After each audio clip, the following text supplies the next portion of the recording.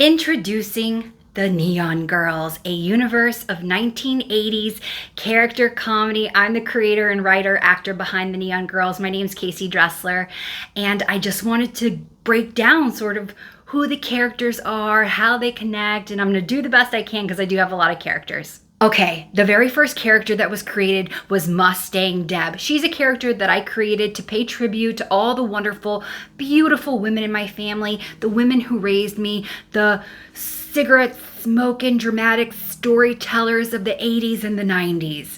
So the Neon Girls started with my girl Deb. So one day Deb's telling a story about her beautician Donna, and eventually I introduced Donna of Hot Look Salon. Donna, she references her assistant Steph, and eventually I introduce Steph. Later in the series we find out that Steph is Donna's daughter. Mustang Deb also talks about her bestie Brenda. Eventually we meet Brenda. And Mustang Deb also talks about her niece Tina, who's actually Brenda's daughter. So it kind of always goes back to that storytelling and the characters kind of being born through the imagination of each character. Sometimes what I'll do is I'll create a character completely separate, but then connect them back to the girls. So for instance, I created this series called Nell's Diner. You have Caroline. You have Patsy, who's actually Donna's sister, and you have Roberta Jones, who's been a long-time client at Hot Looks Salon. Caroline as well has been a longtime client at Hot Look Salon. You can sort of assume that everyone who lives in this small town goes to that salon. There's also a reference of Thundercuts, which is the other salon in town, and eventually I introduced them. They're like the punk rock, goth, new wave salon in town. They do all the edgy hairstyles and makeup looks, and there you meet Raven, you meet Junie, who's the lead stylist, the receptionist, Theodore Oliver, and their family as well. So Junie is the mom, Raven is the daughter, and Theodore Oliver is the son.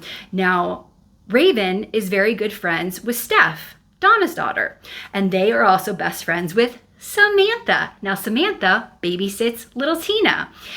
Samantha has a boyfriend named Ronnie, and Ronnie's parents own the local record store called Wild Out Records, where Mustang Deb works. And I can't forget Phill. Phill is Deb's boyfriend. Now I only ever, for many months, I only ever referenced Phill in stories that Mustang Deb would tell. But the whole time that I was creating this character, Phill, who's very much like your 80s dream man, he has an endless amount of hidden talents. He's a total goofball, but he can sing, he can dance.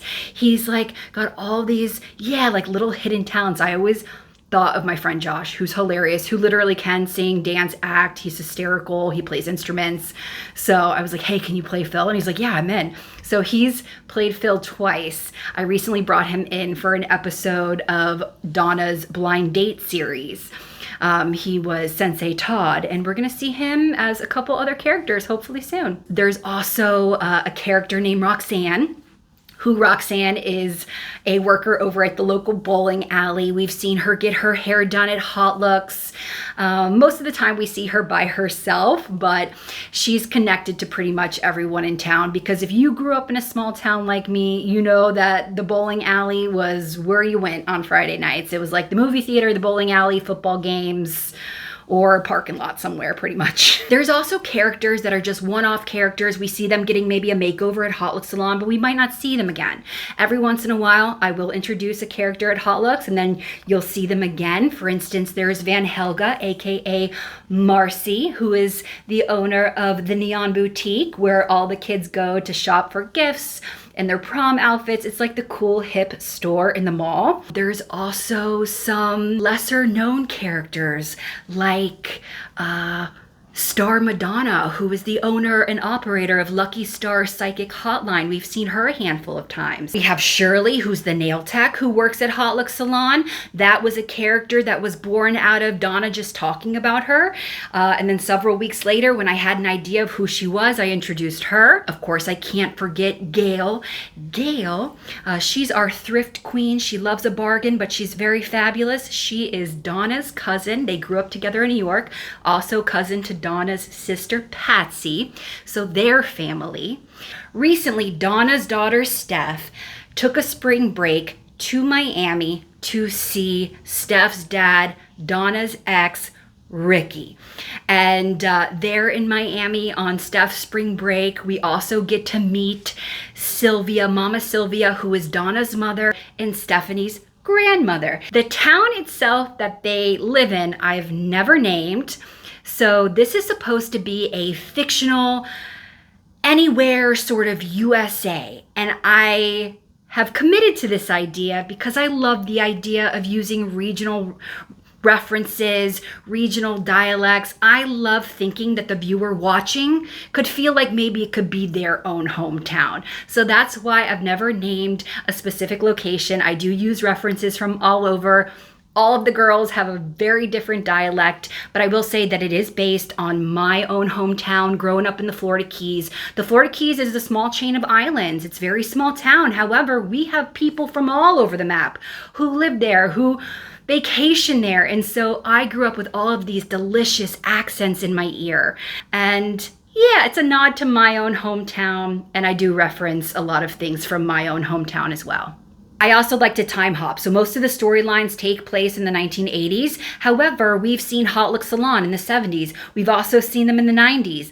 Little Tina has grown up to be a teenager that we've seen in the 90s, along with her friend, Rachel.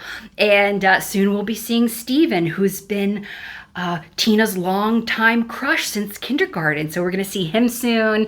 And I'm just going to continue to add on the characters, hop timelines. It's a lot of fun. I know that I have a lot of new people following my work. I've been doing this for a couple of years now. So I just wanted to give you a little bit of a breakdown of who sort of like the main players are, but I'm gonna put together like a proper diagram and maybe post it.